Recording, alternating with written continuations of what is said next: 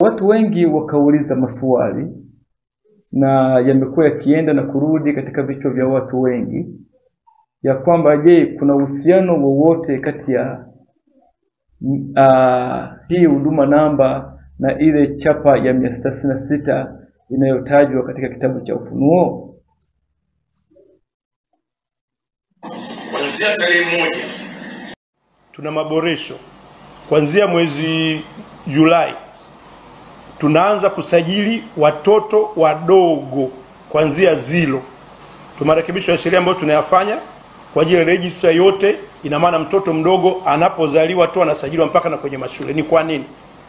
Maelekezo ya NIDA sasa hivi, kama maelekezo ya Mheshimiwa Rais ambayo tutakuja kueleza huko mbele, tumepewa maelekezo ya jamii namba. Ina maana kwamba kila mwananchi atatumia kitambulisho cha NIDA. Tutakuwa na cheti cha kuzaliwa ndani ya NIDA.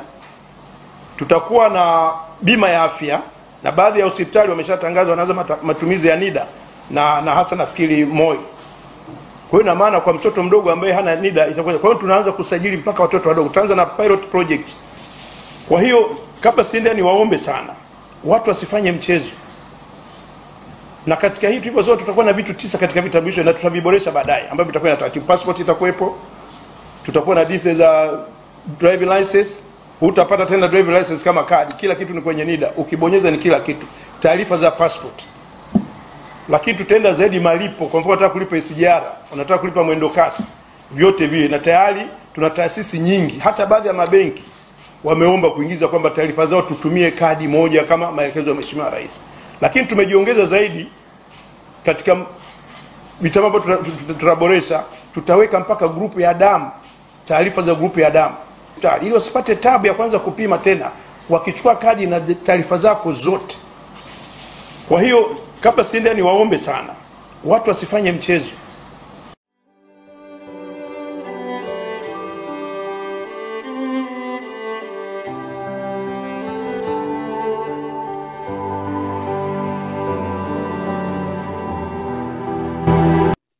Tangazo linasema sasa hivi tunapokwenda.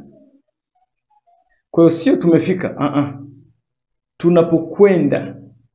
NIDA ni maisha na maisha ni NIDA. Na tukumbuke kwamba sasa hivi tunapokwenda, NIDA ni maisha na maisha ni NIDA. Hiyo ni tunapokwenda. Kwa hiyo kuna NIDA hii itakuja kuingilia hata ugali. NIDA hii itakuja kuingilia mambo yako ya msingi yanayofanya maisha yangu, maisha yako yaendelee. Na hapa tutaweza kujuana nani ni nani ndani ya nchi yetu. Kwa nitoe wito huo kwa taasisi zote zinazotumia huduma, zinazotoa huduma kwa Watanzania, kutumia namba moja ya NIDA. Kwa hiyo maswali mengi yanayokuja kwenye vichwa vya watu wengi, hasa wanafunzi wale tunaojifunza Biblia, yanakuwa ni kuhusianisha sasa na kile ambacho Biblia imekisema katika kitabu cha Ufunuo na swala hili la jamii namba au NIDA. Je, kuna uhusiano wowote? Au kama kuna uhusiano, je, ni chenyewe kile halisi kilichotajwa katika kitabu cha Ufunuo au tungojee kitu kingine? Tunapoanza, ninaomba tusome kitabu kile cha Ufunuo, sura ile ya 13. Tukianza fungu la 15, maandiko yanasema, akapewa kutia pumzi katika ile sanamu ya mnyama, hata ile sanamu ya mnyama inene, na kuwafanya hao wote wasioisujudu sanamu ya mnyama wauawe. Naye awafanya wote, wadogo kwa wakubwa, na matajiri kwa masikini, na walio huru kwa watumwa, watiwe chapa katika mkono wao wa kuume au katika vipaji vya nyuso zao. Hayo ni maelezo ya Biblia yaliyonyooka, yako vizuri kabisa. Walio huru kwa watumwa, watiwe chapa. katika mkono wao wa kuume au katika vipaji vya nyuso zao. Tena kwamba mtu awaye yote asiweze kununua wala kuuza isipokuwa ana chapa ile, yaani jina la mnyama yule au hesabu ya jina lake. Hapa ndipo penye hekima. Yeye aliye na akili na hesabu ya mnyama huyo, maana ni hesabu ya kibinadamu na hesabu yake ni 666. Sasa daima liko tatizo la mwanadamu kusoma ama kwa haraka ama kusoma ukiwa na hisia zingine tofauti kwenye akili, na tukashindwa kabisa kufuatilia vielelezo vizuri vilivyotumika kwenye maandiko. Tumewahi kuzungumzia somo hili alama ya mnyama kwa upana zaidi, ambalo tutaliweka hapa baadaye mwishoni. Lakini hapa tunataka kujibu swali hili la NIDA, uhusiano wa NIDA na chapa hii ya 666. Tutegemee mambo yoyote yanaweza kutokea. Hapo ndio tutataka tuzungumze kidogo. Jambo la kwanza kabisa ambalo natakiwa kuliainisha vizuri, chapa ni nini? Hiyo tumeelekezwa, lazima tuelewe. Chapa ya mnyama ni kitu gani? Swali hili tumelifanya la kwanza, lakini tutalijibu mwishoni kabisa. Kipengele cha pili, inatekelezwa na nani? Kuna wengi tumezani kwamba anayetekeleza chapa hii ya mnyama ni mamlaka fulani ya kidini, kwamba mamlaka hiyo ndio itafikia ianze kulazimisha watu. Lakini je, ndio ukweli ambao maandiko yanatufafanulia? Tunaweza kukaa tukasubiri mamlaka hiyo ya kidini itangaze, lakini ukaletewa na mwenyekiti wa kitongoji, utafanyaje? Kwa hiyo Mungu anataka kwanza tuelewe chapa ya mnyama ni kitu gani. Kipengele cha tatu tutakachoangalia, jinsi ya utekelezwaji wa chapa ya mnyama.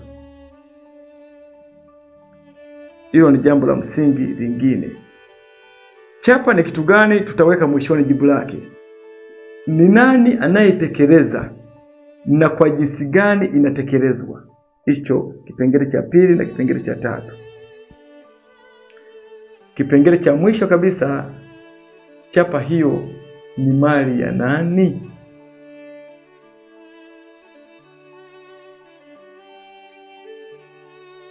Hilo jibu tutashughulika nalo. Sasa tuanze kipengele A. Hii tumesema tutaanza na mtekelezaji. Inatekelezwa na nani? Hauwezi kujua. Watu wengi tunataka kurukia majibu ya mbele. Mtu mwingine anatamani aelewe kwamba umwambie, je, ni huduma namba ni chapa ya mnyama au sio chapa ya mnyama? NIDA ni salama kuichukua au sio salama? Yaani watu tunataka majibu ya shortcut ya kuku ni nde, unamalizia tu ge. Hayo ndio maswali ambayo watu tunataka maswali ya hivyo. Sasa Biblia haina maswali ya kuku ni nde, umalizie tu ni ge. Ndio maana inahitajika akili, imetajwa akili. Kama hatuwezi kutumia akili, tutaparamia miti mikavu.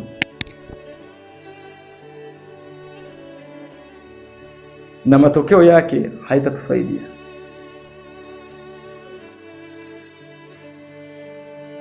Tunahitaji utulivu mkubwa sana, kwa sababu tuko kwenye dakika za salama. Kila maamuzi yanayofanyika lazima uchunguze na kujithibitishia kwamba unachofanya ni sahihi. Sasa Ufunuo 13 anasema, naye awafanya wote wadogo kwa wakubwa. Inatekelezwaje? Tutataka tuangalie. Naye awafanya wote wadogo kwa wakubwa, na matajiri kwa masikini, na walio huru kwa watumwa, watiwe chapa katika mkono wao wa kuume. Kwa chapa hii ni kweli ni wadogo kwa wakubwa. NIDA ni wadogo kwa wakubwa, ni kweli. Na yenyewe tumeambiwa ni wadogo kwa wakubwa, sawa. Lakini anasema watiwe chapa katika mkono wao wa kuume. Ndio swali, je, NIDA inawekwa katika mkono wa kuume? Na mkono wa kuume ni kitu gani? Je, ndio huo unaoelewa wewe na mimi tunaoelewa au ni kitu kingine? Kwa unaweza ukaona kweli NIDA na watoto wadogo wanaingia, ukafiatuka kutangaza kwamba NIDA ni 666. Usipofuatilia vigezo vingine vilivyotajwa hapa, kuna hatari ya kuingia kwenye ajali. Anasema na walio huru kwa watumwa watiwe chapa katika mkono wao wa kuume. Kweli walio huru kwa watumwa wafungwa, yani kwa maana ya wafungwa magerezani, mausiboi kwa mausigero, walio huru, matajiri kwa maskini, watoto kwa wadogo, kote huko tumeona NIDA inaingia. Kote huko tumeona NIDA inaingia. Sasa anasemaje? Katika vipaji vya nyuso zao, watiwe chapa katika mkono wao wa kuume. Kipengele cha kwanza. Hapo tunabaki na swali, hatuwezi kushindilia hapo jibu. Namba 2, au katika vipaji vya nyuso zao. Sasa vipaji vya nyuso ni maana nini inachomaanisha?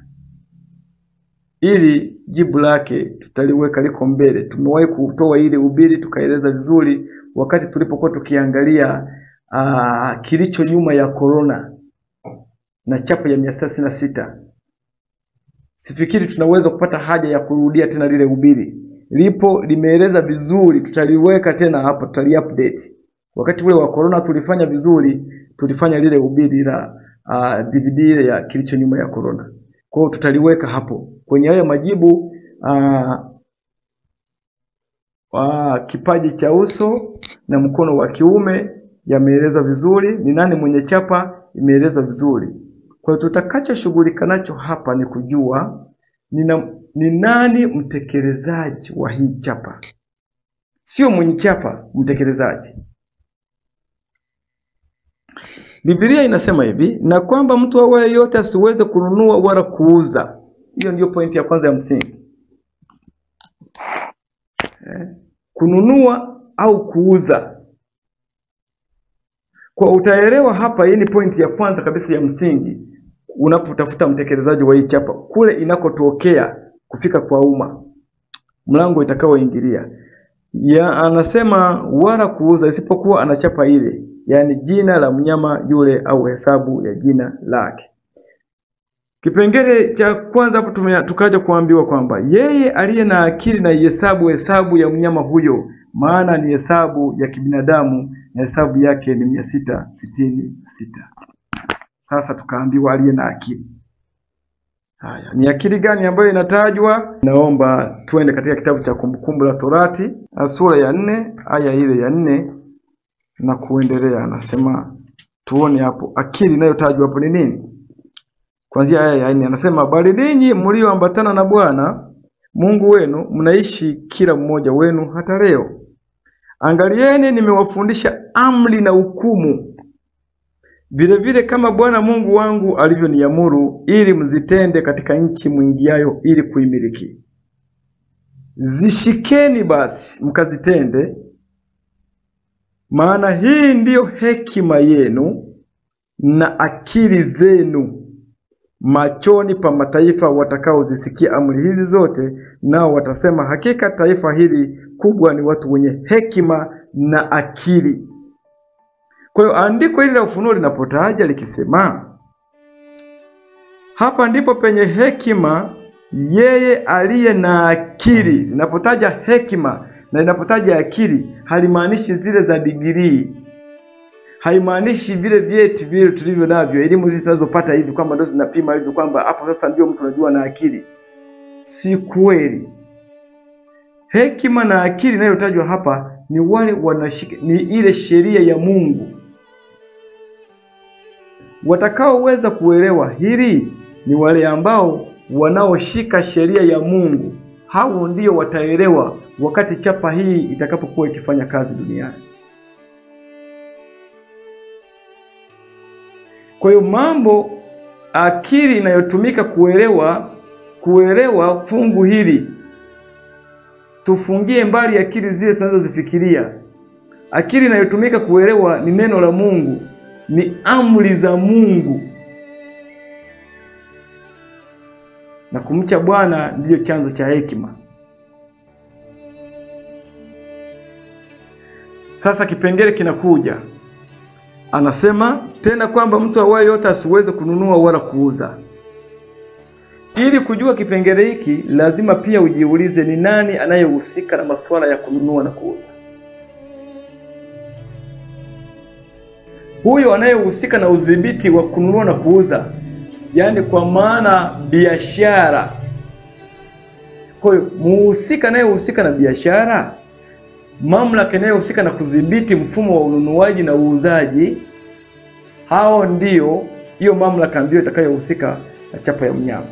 Kuileta ndio mlango, ndio watekelezaji, ndio wasimamiaji wa chapa ya mnyama.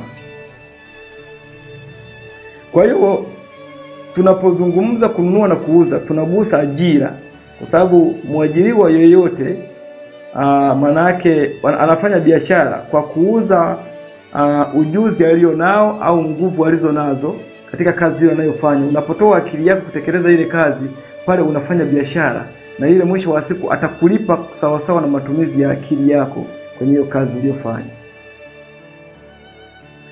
Ikiwa ni kusafiri, unanunua hiyo siti, unainunua kwa muda huo utakaokaa hapo barabarani kwa hizo kilomita, unailipia.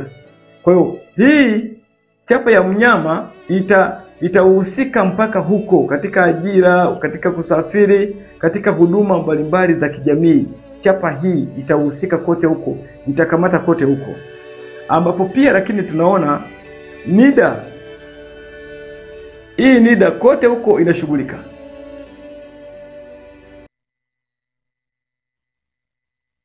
Kote huko inashughulika. Naomba nisome hapa shuhuda ya 5, Testimony for the Church. Shuhuda ya 5 inasema,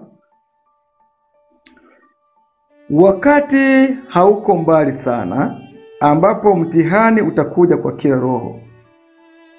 Mtihani utauijia kila nafsi.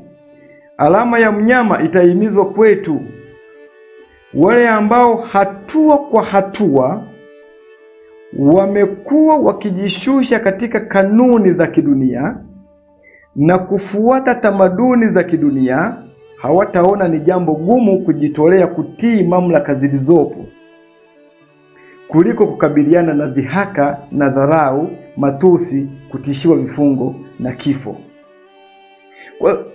Kwa hiyo mamlaka zilizopo, yani hizi serikali zetu, kumbuka kwenye Warumi pale kunatajwa mamlaka iliyo kuu na mamlaka zilizopo. Kwa mamlaka iliyo kuu ni ile ya Mungu, mamlaka zilizopo ni hizi za duniani, hizi serikali zetu tulizounda sisi wenyewe na katiba tulizojitengenezea, ndizo zitatumika. Sasa nasema wakati ya huko mbali, wale watu ambao wamekuwa wakijishusha katika kanuni za kidunia, ambao wamekuwa tayari kufuata kila mapendekezo yanayobuniwa ya ulimwengu, watu hao watakuwa pia tayari kutii hizi mamlaka zitakapogeuka na kuja na maagizo ambayo yanatekeleza mambo ya kishetani katika makanisa na katika nafsi za watu. Kwa ni mamlaka hizi, serikali hizi za kibinadamu ndizo zitatumika. Wanaosimamia biashara katika sekta mbalimbali, wanaokagua mambo ya kodi, sio kanisa, ni taasisi za serikali zetu, ni sisi wenyewe, serikali tulizounda. Hizo ndio zitasimamia kuleta chapa ya mnyama katika maisha ya wanadamu, kuwafanya watu wapokee chapa ya mnyama.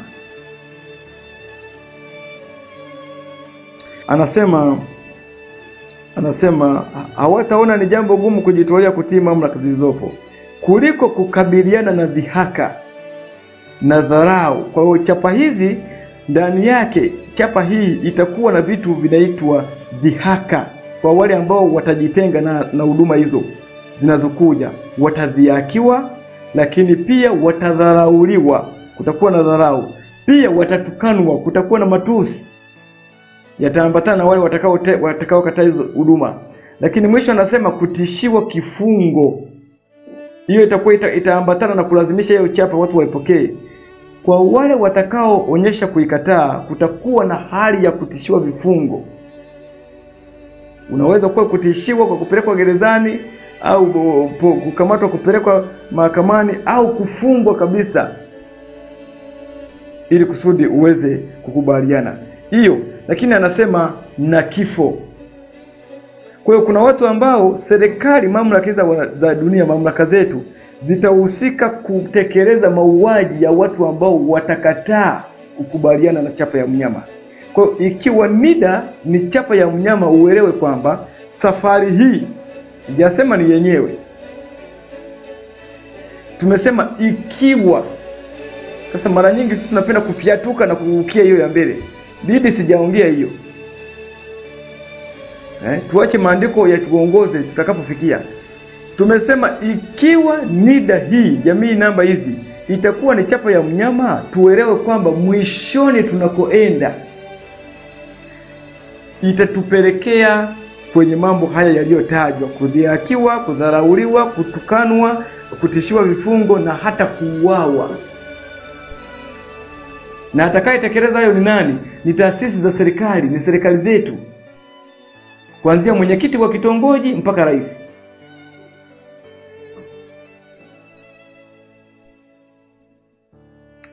Anasema shindano ni kati ya amri za Mungu na amri za wanadamu. Shindano litakuwa kati maagizo yale ambayo wanadamu wanaagiza, wanadamu wenzetu waliojifinyangia, na maagizo ya Mungu. Sasa hapo ndio kutakuwa na shindano. Kwa hiyo sio kitu rahisi, haitakuwa rahisi kama tunavyozani kuja kufikia kuhitimisha na shindano la chapa ya mnyama, kuikubali au kutoikubali kwa wale watakaoikataa. Si jambo ambalo ni jepesi kama tunavyoweza kufikiria. Ni jambo gumu sana, ni jambo zito sana, litagharimu maisha ya watu. Na ni serikali zetu ndio zitahusika. Tusome hapa nukuu hii, anasema hivi: nuru tuliyopewa katika ujumbe wa malaika watatu ni nuru ya kweli. Alama ya mnyama iko hasa vile ambavyo imekuwa ikihubiriwa kuwa. Alama ya mnyama hii tunayosoma, anasema vile ilivyokuwa inahubiriwa, vile tunavyoiona imeandikwa, imeelezwa, ndivyo hasa ilivyo. Hakuna badiliko. Lakini kuna kitu hapa anaongeza. Alama ya mnyama iko hasa vile ambavyo imekuwa ikihubiriwa kuwa, lakini sio yote yahusianayo na jambo hili yaliyokwisha eleweka, wala haitaeleweka hadi gombo litakapokunjuliwa. Kwa hiyo wakati wanaandika wanafunzi au wa unabii waliotangulia hawa mapayonia, wakati wanajifunza alama ya mnyama, walielewa na wakasema vile walivyoielewa ndivyo ilivyo, maono yakathibitishwa. Lakini akasema sio yote ambayo yanaeleweka yatakayohusiana na chapa ya mnyama. Kwa chapa ya mnyama ina vitu vingine ambavyo vitakuja kuambatana na chapa ya mnyama. Lakini wakati huo, wakati wa kina Ellen White wakiwepo, chapa hiyo ya vitu hivyo vilikuwa havipo. Ila Mungu akamwambia kwamba vitakuja baadaye. Na vitakapofika wakati huo, hivyo vitu vitakavyoambatana na chapa ya mnyama, ndipo nabii huo utafunguliwa, ndipo mambo yataeleweka. Shuhuda kwa kanisa gombo la 6 anarudia maneno yale yale, anasema nuru tuliyopewa katika ujumbe wa malaika watatu. Ni ukurasa wa 17 aya ya kwanza ukipata kusoma. Nuru tuliyopewa katika ujumbe wa malaika watatu ni nuru ya kweli. Alama ya mnyama iko hasa vile ambavyo imekuwa ikihubiriwa kuwa, lakini sio yote yahusianayo na jambo hili yaliyokwisha eleweka, wala haitaeleweka hadi gombo litakapokunjuliwa. Lakini kazi kubwa na nyeti zaidi inapaswa kukamilishwa katika ulimwengu wetu. Kwa hiyo yako mambo ambayo wakati wa kina Ellen White hayakuwepo. Mambo hayo yatakuja wakati chapa ya mnyama itakapofikia karibu. Yataletwa, na yatakapokuwa yamefika, wale wanafunzi wa unabii wataelewa. Mungu atayafunua kwamba ndio hayo yanayohusiana na chapa ya mnyama. Sasa serikali itakuwa ni mlango wa kuleta chapa ya mnyama. Yule mwenye chapa, anayemiliki chapa, ataleta hii chapa kupitia mlango ambao ni serikali. Hiyo tumemaliza hicho kipengele. tunaenda kipengele cha pili, kuuza na kununua. Ili mtu auze na au anunue, kuna kitu hapa katikati kinachounganisha matukio hayo mawili. Tukio la kwanza kuuza, tukio la pili kununua. Katikati hapa kuna kitu kinachofanya ule muamala unapofanyika, ule mabadilishano ya manunuzi na mauzo. Kuna kitu kinafanya hapa connection katikati. Kwa hiyo lazima ukiangalie sana, ambacho ni pesa. Hakuna kununua wala kuuza pesa bila kufanya hapa mzunguko katikati hapa. Kwa exchange inayofanyika hapa, pesa iko katikati. Kwa unaposikia kuuza na kununua, ujue kwamba pesa itahusika katika kutekeleza chapa ya mnyama. Kipengele cha kwanza tumeona serikali itashughulika kulazimisha watu.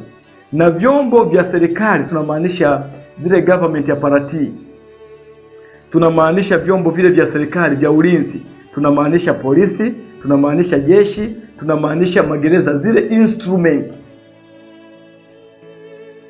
Kwa unapozungumza kwamba serikali itahusika, unamaanisha polisi, unamaanisha magereza, unamaanisha jeshi. Hivi vitu vitahusika hii kulazimisha chapa ya mnyama.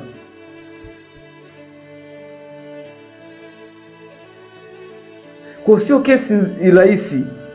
Wale ambao watasimama kupingana na chapa ya mnyama wajue wanakwenda kukabiliana na jeshi, wajue wanakwenda kukabiliana na polisi, wajue wanaenda kukabiliana na magereza.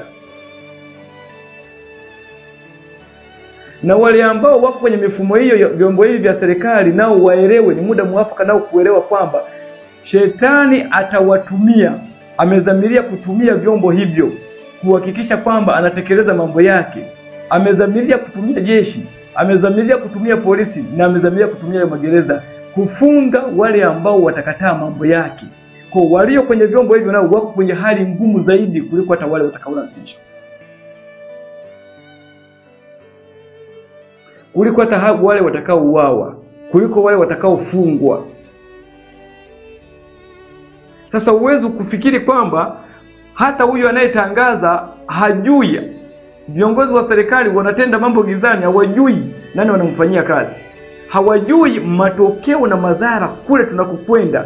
Kwa sababu shetani mara nyingi huwa anatusukuma wanadamu katika mambo, na ujinga tulio nao ni kuzani kwamba kuna mambo tunafanya sisi ni akili zetu. Mungu haongozi wala shetani haongozi. Wanasiasa walio madarakani wengi wanafikiria hivyo, na waumini tulio makanisani wengi tunafikiria hivyo. Lakini ukisoma Biblia, ziko roho mbili. Tukio lolote ambalo mwanadamu anafanya, ama ni roho wa Mungu ameliongoza, ama ni roho wa shetani anaongoza. Hakuna tukio liko katikati. There is no middle ground. Kwa hiyo ama hiyo NIDA mchakato wake anayeongoza ni shetani, ama anayeongoza ni Mungu. Hakuna neutral. Kwa hiyo hata wanaotangaza hakuna aliye salama. Sisi tunaosikiliza hayo matangazo hakuna aliye salama. Kesi ni nzito. Kwa hiyo cha kwanza tumeona serikali.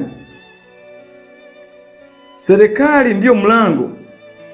Jambo la pili, pesa itatumika, kwa sababu pesa ndio inafanya miamala.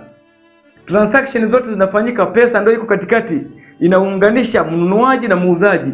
Kwa hiyo haiwezekani kuzuia mtu asiuze, kuzuia mtu asinunue kama ana pesa yake mkononi. Fikiria mfano. Una pesa yako iko benki. Wakati wowote ukitaka kwenda kuitoa usiku wa manane, utaenda ATM utatoa.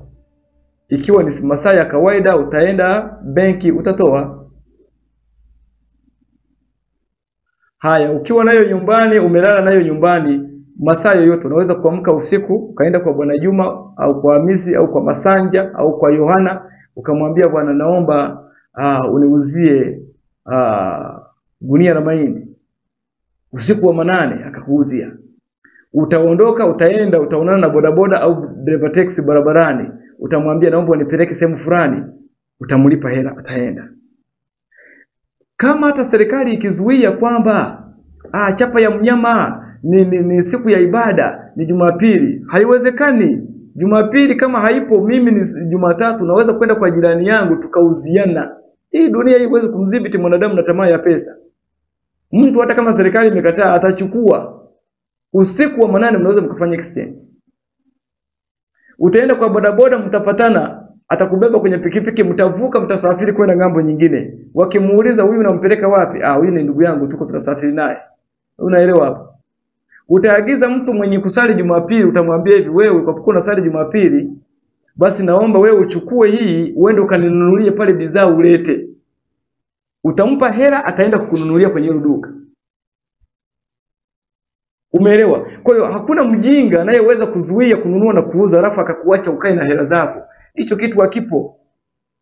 Kwa ili jaribio la kuzuia kuuza na kununua likamilike, lazima kwanza hao wanaotaka kuleta chapa ya mnyama, si sheria ya Jumapili itakayohusika kuzuia kununua. Sio kweli.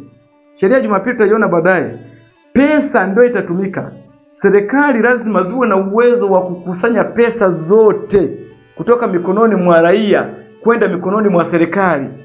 Ili usiku wa manane, iwe mchana, iwe asubuhi, iwe masaa mangapi, nikitaka kwenda kufanya muamala wowote, lazima serikali ijue na iniruhusu kuchukua hiyo pesa kufanya muamala.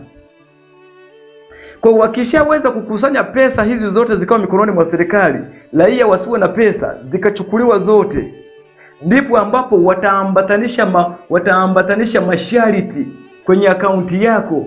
Kama hujatimiza hiyo masharti, unapofanya muamala unakataa. Ile kompyuta inasoma sharti fulani wewe hujatimiza, muamala hauwezi kukamilika.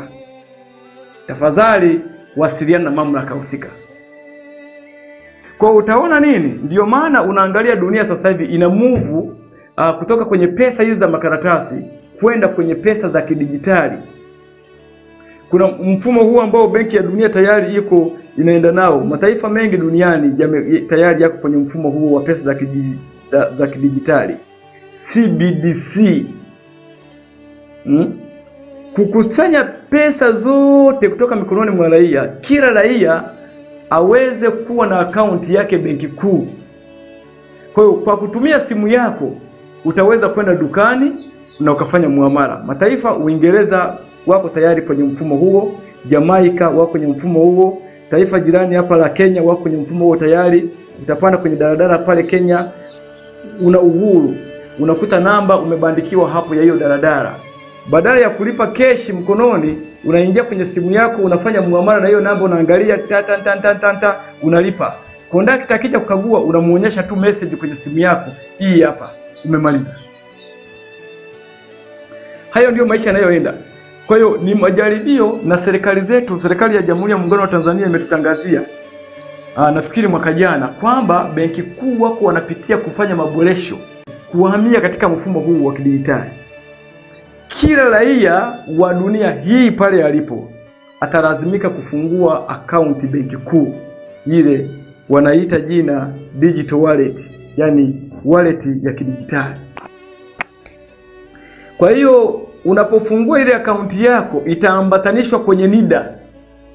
Wewe kule katika system ya serikali unakuwa unasomeka kupitia ile namba yako ya NIDA. Hiyo wanakuambia jamii namba. Jamii hiyo namba umeorodheshwa mashamba yako yote, umeorodhesha watoto wako, umeorodhesha elimu yako, umeorodhesha kazi yako, umeorodheshwa kila kitu ambacho unafanya. Lakini kuna mambo ambayo yatawekwa hapo kati. Moja kabisa namba ya NIDA. 2, utakutana na kitu kinaitwa passport, health passport. Kitambulisho cha passport ya afya. Hii itakusaidia kutembea katika mataifa mengine. Lakini utakutana na bima ya afya. Na bima hii ya afya itaambatana pia na chanjo ya COVID-19, chanjo ya corona. Kwa hiyo una NIDA namba, una jamii, hiyo jamii namba, una health passport, passport ya afya, una bima ya afya, una chanjo ya corona. Hayo ni mambo ya fungu la kwanza. Hizi ndio zitahitaji pesa, ni huduma zote ambazo zitahitaji pesa hizi hapo. Lakini ukitoka hapo grupu la pili, hili ndio linatutumbukiza kwenye chapa ya mnyama sasa yenyewe. Kwenye chapa ya mnyama, yani pumziko la Jumapili, tutashughulika na mambo yanayohusu mabadiliko ya tabia nchi. Alafu na uchumi, anguko la uchumi, pamoja na swala la maadili, mmomonyoko wa maadili. Haya ni mambo matatu yatakayohusika kutupeleka kwenye pumziko la siku. Kwa hiyo kuna mambo yanayoshughulika na uchumi hapa juu, yanayoshughulika na pesa, lakini hayo yakimalizika kukamatwa, yanakuja haya mambo matatu ambayo ni mabadiliko ya tabia nchi, uchumi, pamoja na anguko la maadili. Haya ndio yatatulazimisha kuwa na siku moja ya ibada. Wakati haya ya kwanza yatakamata huduma za kijamii, na haya mengine yatakamata siku ya ibada. Kwa unapoambiwa kwamba si yote yanayojulikana yanayohusiana chapa ya mnyama, ni kweli mambo haya unayoyaona hapa wakati ule akina Ellen White wanaandika hayakuwepo. Lakini yote ukiyaona yanakuja kubana kufikisha kwenye chapa ya mnyama. Kwa hiyo pesa ni nyenzo ya mwisho. Kwa kutumia sarafu moja ya dunia, pesa ya kidijitali, afya itakamatwa. Huwezi kwenda kule kama huna hiyo, hujajisajili katika mifumo hiyo. Kusafiri kutakamatwa. Huwezi kula hata mgahawani kama huna mfumo huo wa pesa kidijitali. Aya, kumlipa kibarua wako yeyote huwezi. Kulipwa pesa, unafanya kibarua, umeajiriwa, hutaweza kulipwa mshahara kama huna hiyo akaunti, ya digital wallet. Kama huna mshahara, hutapokea mshahara, hauji. Hata ukifanya kibarua kwa mtu, ukimaliza kufanya kibarua na kuuliza naomba namba yako ya digital wallet, kama huna, anakulipaje? Na yeye pesa zake ziko huko, anakuhamishia kutoka akaunti yake kwenda akaunti yako. Hakuna mtu atakuwa na pesa za makaratasi. Kwa unakuta kwamba itakuwa haiwezekani, watakubana kwa namna hiyo.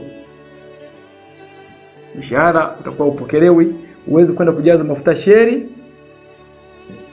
huwezi kupanda bodaboda, huwezi kuweka ukibarua, huwezi kununua hata jembe, huwezi kununua kiberiti. Vyote vitafanyika kwa kutumia miamala ya kidijitali.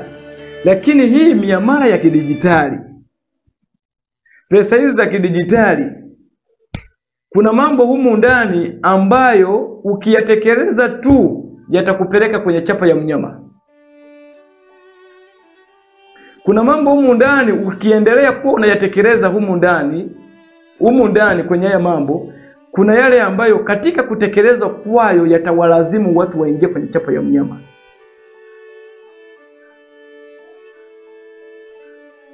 Tukipata nafasi tutayaeleza kwa uzuri. Kwa hiyo ni kweli kabisa, unapoangalia haya yote ni maandalizi ya kutupeleka kwenye grupu la pili, ambayo ni mabadiliko ya tabia nchi, uchumi, pamoja na anguko la maadili, ambayo haya sasa ndiyo yatakayoileta dunia katika sheria ya kulazimisha. Kwa sababu kwenye mabadiliko ya tabia nchi tutaingia kwenye sheria ya kulazimisha. Lakini kwenye hili kundi la kwanza hakuna sheria ya kulazimisha, hapo unajibana wewe mwenyewe. Lakini kwenye hili kundi la pili, hapa ndo kuna magereza, ndo kuna kifu hapa.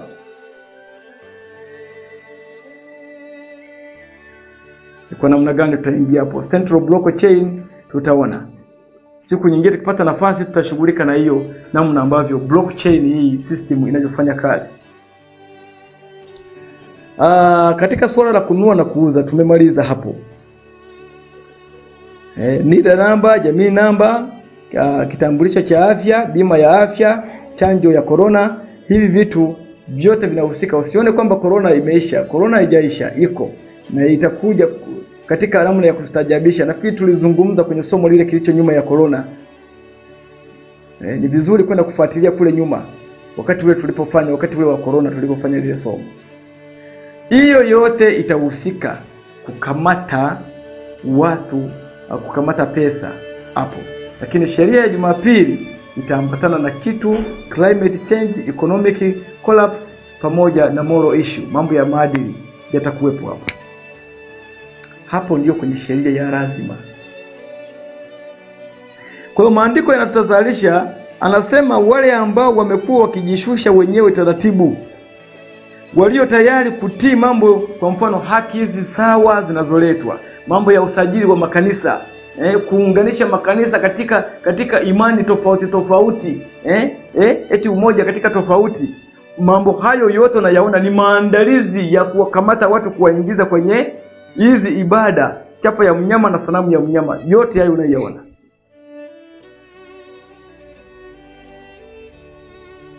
Usajili wa makanisa yote ni maandalizi ya kwenda hapo.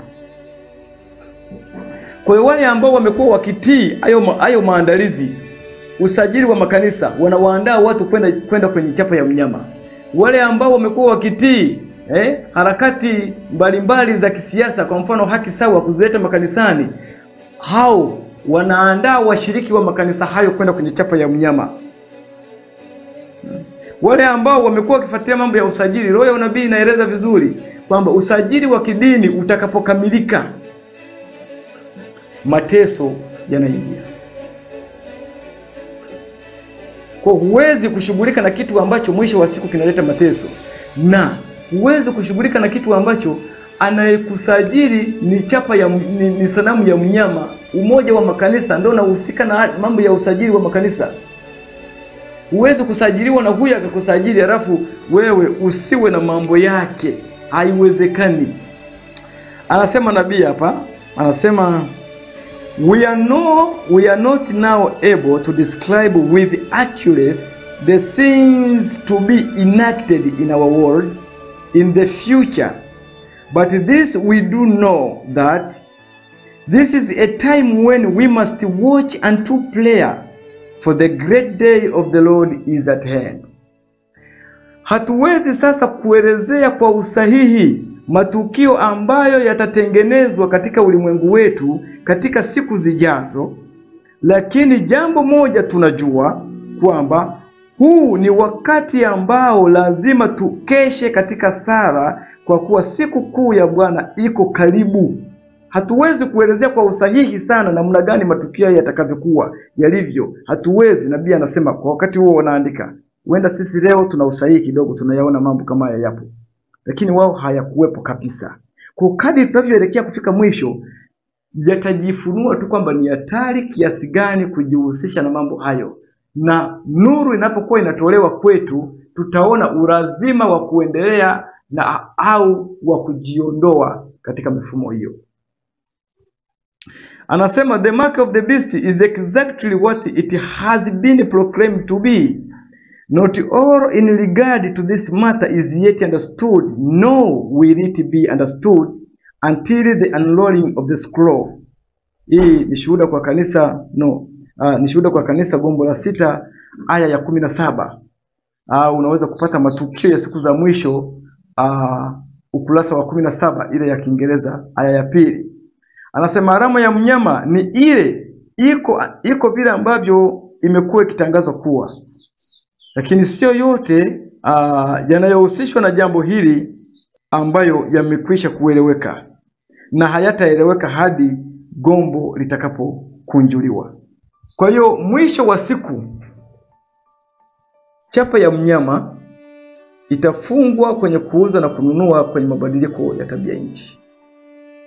Chapa ya mnyama ni nini? Tumeeleza kwenye lile somo, lakini kwa ufupi, chapa ya mnyama ni sheria inayolazimisha. Usiache kuweka hicho kipengele.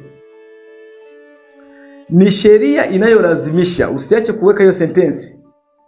Ni sheria inayolazimisha. Narudia tena hapo vizuri, maana sisi tuna matatizo ya kuelewa. Tunafiatuka mno, yani kukamata habari. Ni sheria inayolazimisha ibada ya siku ya Jumapili. Sasa sheria ya kulazimisha ibada ya siku ya Jumapili itakapokuwa imetungwa, sheria yoyote ambayo inawataka watu wapumzike Jumapili, sheria yoyote itakayotungwa inayoweka heshima kwenye Jumapili na kuikanyaga Jumamosi, sheria ya namna hiyo ndio chapa ya mnyama inaingia hapo. Ambapo sasa ibada ya Jumapili italazimishwa kwa njia zifuatazo.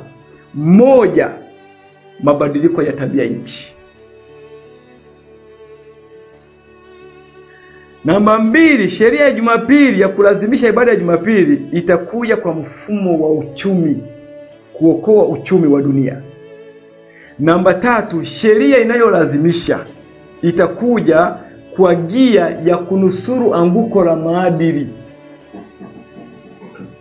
Kwa utakapoona unaambiwa kwamba tupumzike siku ya Jumapili ili kunusuru mabadiliko ya tabia nchi, kuondoa carbon footprint, hiyo ukiona hiyo ujue hapo ni chapa ya mnyama. Unaenda kupokea chapa ya mnyama. Na ndiyo utaratibu utakavyokuwa. Jambo la pili, utakapoona dunia imechakazwa kabisa kiuchumi wake umeshuka chini, serikali za mataifa zitakuja na pendekezo kwamba tupunguze siku za kupumzika, tuongeze siku za kufanya kazi ili kunusuru uchumi. Watakapoleta hiyo ajenda, wataongeza siku za kufanya kazi kuanzia ikiwemo na Jumamosi ndani, itageuzwa Jumamosi kuwa siku ya kufanya kazi. Na Jumapili ndio itakayotengwa dunia nzima kuwa siku ya pumziko tu. Kwa hiyo wakati ongezeko la siku za kufanya kazi linakuja kwa gia ya kunusuru uchumi, pumziko la Jumapili watu dunia nzima upumzike, mashine zisitembee, magari ya baki parking. Haya, wakati huo wanakuambia kwamba kama ni mashine ya kusaga isifanye kazi, kila kitu kisimame. Dunia nzima, wakazi wa dunia, hakuna kusafiri, uruhusiwi kwenda mbali, utawekewa maili za kukaa majumbani ambazo huruhusiwi kutoka nje ya maili hizo za eneo lako. Na hutaruhusiwa kununua kitu siku hiyo ambacho uko nje ya maili zile. Ukifanya muamala wewe, kompyuta iliyoko benki kuu itasoma distance ya kutoka nyumbani kwako kwenda hapo ulipo. Kwa kutumia mifumo hii ya GPS na satellite, itakutambua kwamba uko mbali na nyumbani maili nje. Muamala utakataa kukamilika. Kwa watu watalazimika kukaa majumbani.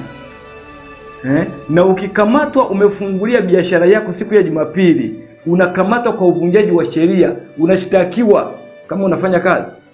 Sisi tunapambana kunusuru mazingira. Tumesema tupumzike majumbani. Serikali imetangaza. Wewe uko shambani, wewe unaendesha gari, ina maana wewe huelewi, unatiwa mbaroni kwa kuvunja sheria, unashtakiwa na jamhuri. Kesi yake haina dhamana. Haya, unapokuja kwenye swala la kuokoa uchumi wa dunia, wanakuambia hivi, ufanye kazi siku 6. Jumapili tu ndio unaruhusiwa kupumzika. Utakapokutwa wewe Jumamosi umeacha kwenda kufanya kazi, kama ni mwajiriwa unafutwa kazi. Kama ni mwajiri binafsi umejiajiri, unafunga duka siku ya Jumamosi, unakamatwa kwa kuhujumu uchumi wa dunia. Tumesema tufanye kazi siku 6 tuokoe uchumi, wewe unafunga. Kwa wewe unahujumu jitihada za serikali kunusuru uchumi, unafungwa na kushtakiwa kwa kesi ya kuhujumu uchumi. Kesi yake haina dhamana. Unakuja kwenye swala la maadili, watasema ndio wanayo propose mpaka leo kwamba serikali ziweke siku ya kupumzika. Wazazi wengi wanafanya kazi kama saa, wanatoka majumbani asubuhi, wanarudi usiku wa manane. Watoto hawaonani na wazazi wao. Maadili ndio maana yamekengeuka. Kwa ili kunusuru maadili, hali iwe nzuri, hebu wazazi wapate muda wa kukaa majumbani.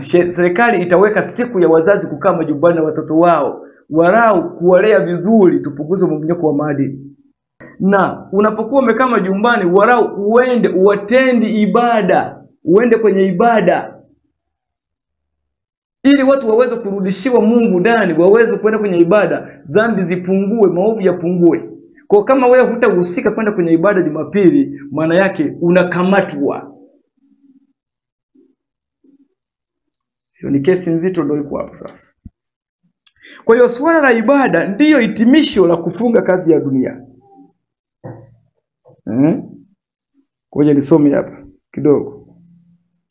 Anasema nabii hapa, anatuambia kwamba hii ni katika CET, anasema I saw that the holy Sabbath is and will be the separating wall between the true Israel of God and the unbeliever. Niliona kwamba Sabato takatifu ndiyo na itakuwa ndiyo ukuta wa kutenganisha kati ya Israeli wa kweli na wale wasioamini, yani makafiri waliochagua upande wa shetani. Sabato ndiyo jaribio litakalo hitimisha, ndilo ukuta unaotenganisha watu wa Mungu na wa shetani.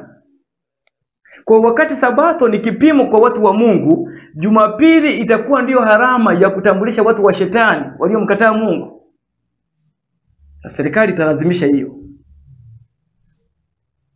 Na hao watakaotii hii Sabato ya siku ya saba ambayo ni amri ya Mungu watakamatwa, wafungwe magerezani na kuuawa. Lakini wale ambao watatii maagizo ya serikali, maagizo ya wanadamu, hao ndio watakuwa wameachwa huru, lakini wanachamtema kuni mbele. Katika Testimony to the Church volume 6 ukurasa wa 352 anasema, hii mwaka hii ni 1900, anasema the Sabbath question is to be the issue in the great final conflict in which all the world will act a part. Swala la Sabato litakuwa ndio kesi kubwa, ndio kesi kubwa ya kubishaniwa, ndio kiini cha mgogoro katika pambano kuu la mwisho, ambapo ulimwengu wote kila mmoja atakuwa na sehemu ya kuhusika. Ama utahusika kwenye sheria ya Mungu Sabato, ama utahusika upande wa sheria za wanadamu na kutii ibada ya Jumapili. Anasema the substitution, hii ni SDA Bible Commentary, volume 7 ukurasa wa 980 ya mwaka 1901, inaongea tena, inasema the substitution of the false for the true is the last act in the drama. Kwamba ile kubadilisha, kuondoa Sabato ya kweli ya Mungu na kuweka mahala pake Sabato ya uongo, hii ndilo tendo la mwisho katika pambano. Hiyo ndio tendo la mwisho katika pambano. Sasa kuna wachungaji wamekuwa wakiwahubiria waumini wao kwamba Sabato sio issue. Mgogoro wa mwisho kabisa sio mgogoro wa siku kama mnavyodhani, Jumapili dhidi ya Sabato. Sio mgogoro huo. Mgogoro sio siku. Siku zote ziko sawa. Hakuna siku tamka Jumamosi uone kwamba ina mwanga mwingine. Huwezi kuamka Jumapili ukaona kwamba ina nuru tofauti. Zote ziko sawa. Mgogoro ni heshima kwa Mungu yupi. Sabato sio jambo. Ujue kwamba mahubiri hayo yanayozungumza hivyo yanapingana kabisa na maandiko.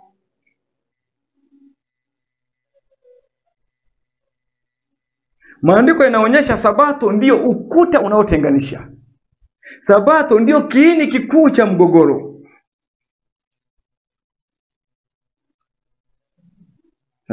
Sabato ndiyo tendo la mwisho kabisa katika pambano kuu.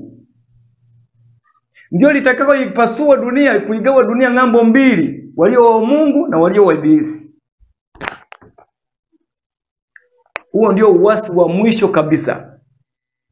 Sasa unapohubiriwa na hao wachungaji ambao unaweza tukasema kwamba hawajui ni nini wanachofanya, na hawajui ni nani wanamfanyia kazi, wanaposema kwamba Sabato sio issue wala Jumapili sio issue, sio kweli.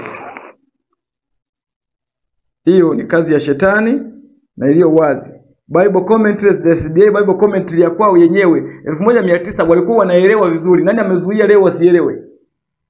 Kama 1900 hii ni SDA Bible commentary inazungumza hivyo, aliyezuia leo wasielewe hivi ni nani?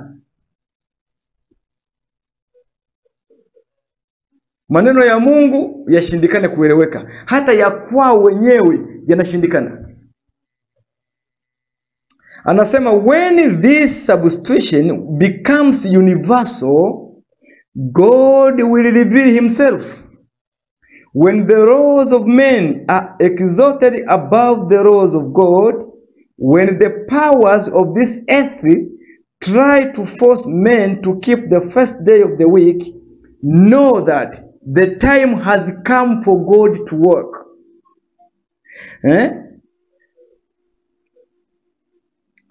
Wakati uingizwaji huu utakapofanywa, badiliko hili litakapofanywa kuwa la kidunia, Mungu atajifunua mwenyewe. Wakati sheria za wanadamu zitakapoinuliwa juu ya sheria ya Mungu, wakati mamlaka za kidunia zitakapolazimisha wanadamu kushika siku ya kwanza ya juma, utambue kwamba wakati umefika wa Mungu kufanya kazi. Hiyo ni SDA Bible commentary. Nani aliwazuia sasa wasielewe hivi? Aya Testimony for the Church volume 7 anasema the substitution of the laws of men for the laws of God, the exaltation by merely human authority of Sunday in place of the Bible Sabbath is the last act in the drama.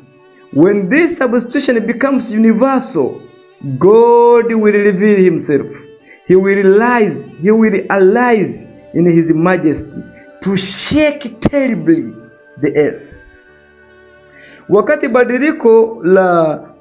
badiliko la sheria za wanadamu litakapowekwa mahala ya sheria za Mungu, wakati sheria za kibinadamu, za mamlaka ya kibinadamu tu, hii ya Jumapili zitakapowekwa kuwa badala ya sheria ya Biblia, sabato ya Biblia, anasema is the last act in the drama. Ndiyo tukio la mwisho kabisa katika pambano. When this substitution becomes universal, wakati badiliko hili litakapokuwa la kidunia nzima, Mungu atajifunua mwenyewe. He will arise, atainuka katika kiti chake, autikise ulimwengu huu kwa namna ya kutisha. Testimony for the Church volume 7 ukurasa wa 141. Ndio maana nikasema hata wale ambao watahusika kulazimisha hizi sheria chapa hii ya mnyama wana kesi nzito kweli kweli.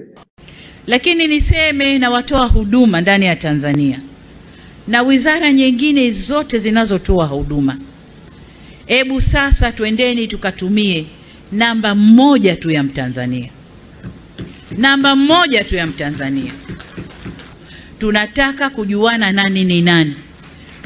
Kwa hiyo kila Mtanzania ahakikishe kwamba taarifa alizozitoa NIDA ni sahihi. Kama haziko sahihi, aende akarekebishe ili tumtambue kwa taarifa hizo alizozitoa. Na hapa tutaweza kujuana nani ni nani ndani ya nchi yetu.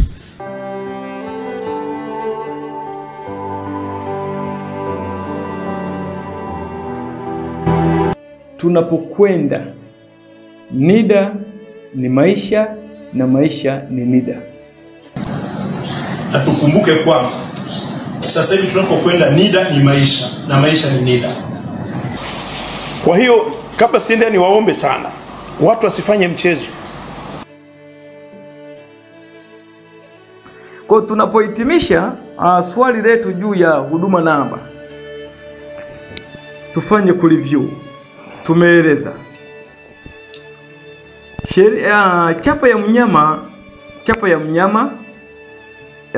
mnyama ina vipengele ambavyo lazima viambatane nayo. Cha kwanza kuna NIDA, ni jamii namba ambazo wasikia wanatutangazia. Kuna kitambulisho, passport ya afya. Hutaweza kusafiri hata kwenye basi, kwenye nini, kwenye mikusanyiko, hutaweza kuingia hata masokoni kama hii passport ya afya utakuwa nayo. Hii ndio itakayokuthibitisha kwamba wewe ni binadamu uliye na afya inayostahili kuchangamana na wengine. Kama huna hii utapigwa lockdown. Hutakuwa na ruhusa ya kutoka nyumbani kwako kwenda kwenye maeneo ya mikusanyiko ya kijamii kama sokoni, kupanda gari, utaweza. Kwa sababu wewe utaambukiza mgonjwa. Na ndio hapo utaona umuhimu wa kitambulisho cha wa chanjo ya corona. Ni mojawapo ya vitu vitakavyotumika. Haya. Hapo una bima ya afya, una chanjo ya corona. Mambo haya matano. Haya yatashughulika na kuzuia huduma za kijamii, hospitali, kusafiri, kufanya manunuzi, ajira na vitu vyote vya kijamii, mahitaji yote ya kijamii. Ambayo mahitaji ya kijamii kwenye ubiri ile tulisema ndio huwakilishwa kwa mkono wa kuume. Na hapa tutaweza kujuana nani ni nani ndani ya nchi yetu.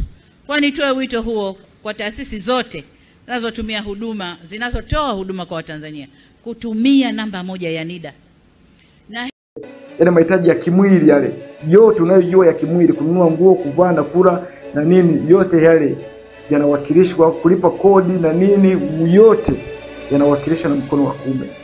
Lakini niseme na watoa huduma ndani ya Tanzania, mabenki, Wizara ya Elimu inayoenroll wa Tanzania wakiwa wadogo, lakini Wizara ya Afya inayotibu wa Tanzania na wizara nyingine zote zinazotoa huduma. Hebu sasa twendeni tukatumie namba 1 tu ya Mtanzania. Namba 1 tu ya Mtanzania. Ndio mkono wa kuume huo. Sasa lakini kuna paji la uso. Paji la uso tulieleza vizuri kwamba linawakilisha ubongo wa mbele unaohusika na maamuzi ya ufahamu, dhamiri ya mwanadamu ilipo. Kwa hiyo kwenye dhamiri ya mwanadamu hapo ni swala la ibada, ndio inahusika kwenye ibada, sio huduma tena za kijamii. Kwa hiyo hapo ni swala la ibada kwenye ubongo wa mbele. Kwa shetani atatumia sheria kulazimisha ibada ya siku ya kwanza ya juma, watu wapumzike kwa nguvu, kupitia serikali ndio zitatumika. Yale mahitaji ya muhimu ambayo yanasababisha mwanadamu aishi na kula ndio yanawakilishwa na mkono wa kuume. Kwa wale ambao shetani atashindwa kuwapata kwa ufahamu wao watunze siku ya kwanza ya juma, wakakataa, atatumia vigezo vya kazi, ajira na fursa zote za huduma za kijamii zitabanwa. Ni wale tu watakao kuwa wamekubali kupumzika siku ya kwanza ya juma, hao ndio watakaoweza kupata huduma za kijamii. Lakini maandalizi lazima yatangulie. Chanjo tulio nayo inakwenda kuandaa ulimwengu kwa ajili ya vita ya pambano la siku ile ya mwisho lililo mbele ya wakazi wa dunia. Kwa ajili ya kupokea ibada ya siku ya kwanza ya juma. Tuna chanjo, lakini pia tutaangalia tukipata nafasi swala la mazingira, mabadiliko ya tabia nchi. Ni hatua nyingine ambayo itatumika tena kuwalazimisha watu kuwa na pumziko la siku ya kwanza ya juma. Kwa watu wengi watashitakiwa na kufungwa magerezani kwa sheria za kimazingira na kwa sheria za mambo kama yanayokwenda ya kukataa chanjo, ambazo lengo lake ni kuandaa wakazi wa dunia kwenda katika ibada ya siku ya kwanza ya juma. Kwa hiyo pengine ni kusema kupokea chanjo ni kujiandaa kupokea chapa ya mnyama.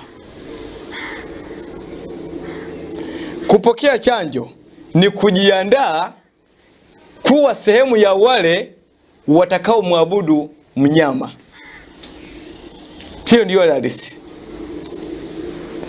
Kwa hiyo jambo hili litafanyika kwa hiari na litafanyika kwa lazima. Kama tulivyoona katika somo lililopita ya kwamba kazi ya chanjo ni kuwasajili watu katika daftari la kudumu la wakazi wa dunia. Ni sehemu ya chanjo. Kwa hiyo sasa huduma jamii namba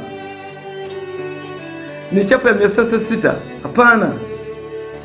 sio chapa ya 666, ila ni nyenzo ya kuwapeleka watu kwenye 666. NIDA ni chapa ya 666? Hapana, ila ni nyenzo ya kuwapeleka watu kwenye 666. Health passport ni chapa ya mnyama? Hapana, ni nyenzo ya kuwapeleka watu kwenye 666. Bima ya afya ni chapa ya mnyama? Hapana, ila ni nyenzo ya kuwapeleka watu kwenye 666. Chanjo ya corona ni chapa? Hapana. Tulisema hata tangu wakati ule kilicho nyuma ya corona. Lakini neno lenyewe corona ukilikokotoa lilikuwa linatupatia 666 corona yenyewe. Kwa hiyo tukasema watengenezaji wa hii corona wana uhusiano na chapa ya 666. Wale wenye chapa ya 666 ndio wenye corona. Katika lugha zote tatu ikiandikwa Vicarious kwa Kilatini, ikikokotolewa hesabu yake inakuja 666. Vizuri kabisa. Hili limekuwepo miaka mingi hata kabla ya corona. Tunaweza tu kuhitimisha kwamba kuna uhusiano mkubwa kati ya wamiliki wa 666 hii ya Vicarious Free Day na 666 inayopatikana kwenye corona. Kuna uhusiano mkubwa. Kwa hiyo corona hiyo nayo ni maandalizi ya kuwapeleka watu kwenye chapa ya 666. Kuna mambo mengi hapo ndani yako. Kwa namna gani unaweza kuandaliwa? Unaandaliwa unapopokea hiyo vitu, unaandaliwa. Haya ni mambo yanayohitaji utulivu na yanayohitaji maamuzi yanayoongozwa na Roho wa Mungu. Tukienda kwa kukurupuka na kufiatuka ovyo ovyo vile ambavyo tumezoea, tutakuja tujikute tunapata ajali ambayo haina mahusiano yoyote na wokovu wetu. Hakuna anayesema kufungwa magerezani ya kupo, lakini unaweza kujitengenezea tukio la kujifunga wewe mwenyewe, wala hata sio Mungu anahusika hapo, ni shetani. Naomba imalizie kwa kitabu cha waraka wa pili wa Petro sura ya 1, anasema nasi tunalile neno la unabii lililo imara zaidi, ambalo mkiliangalia kama taa ing'aayo mahali penye giza, mwafanya vema mpaka kutakapopambazuka na nyota ya asubuhi kuzuka mioyoni mwenu. Mkijua neno hili kwanza, ya kwamba hakuna unabii katika maandiko upatao kufasiriwa kama apendavyo mtu fulani tu. Maana unabii haukuletwa popote kwa mapenzi ya mwanadamu, bali wanadamu walinena yaliyotoka kwa Mungu wakiongozwa na Roho Mtakatifu. Kwa swala la kufasiri chapa ya mnyama sio kesi ambayo ni mawazo ya kibinadamu. Unapachika maneno yako hapo, unawaza, unalala usubuhi, unaamuka unakuja kusema kwamba hiki kitakuwa hivi. Hayo ni makosa. Tuna mihemuko mingi. Tuna pressure nyingi tunazoziweka. Badala ya kujifunza na kuwafundisha watu waweze kujiandaa, wapate uelewa ili wajitegemee kujiandaa, tunatia pressure na misukumo. Huyu anafanya hivi, tukienda kuja hivi, sherehe Jumapili kuja hivi, inakuja hivi. Watu hawana hata maandalizi. Mwisho wa siku watu wanakurupuka, wanauza vitu ovyo ovyo, wanafanya mambo ovyo ovyo. Mwisho wa siku mambo yanakuwa kinyume na vile walivyotarajia. Watu wanaanguka, wanaasi imani.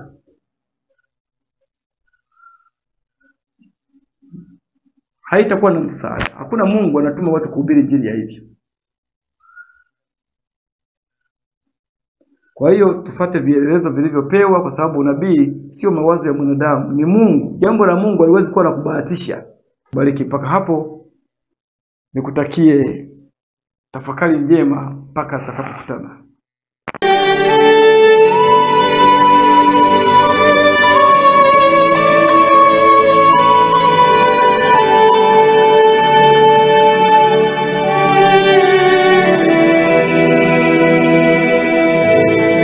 Tunaingia katika kipengele hiki cha chapa ya mnyama.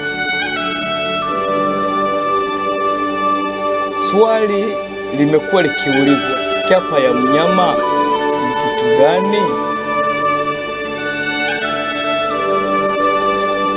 Ufunuo sura ya 14 aya ya 9 nasema, na mwingine malaika watatu akawafuata akisema kwa sauti kuu, mtu awaye yote akimsujudu huyo mnyama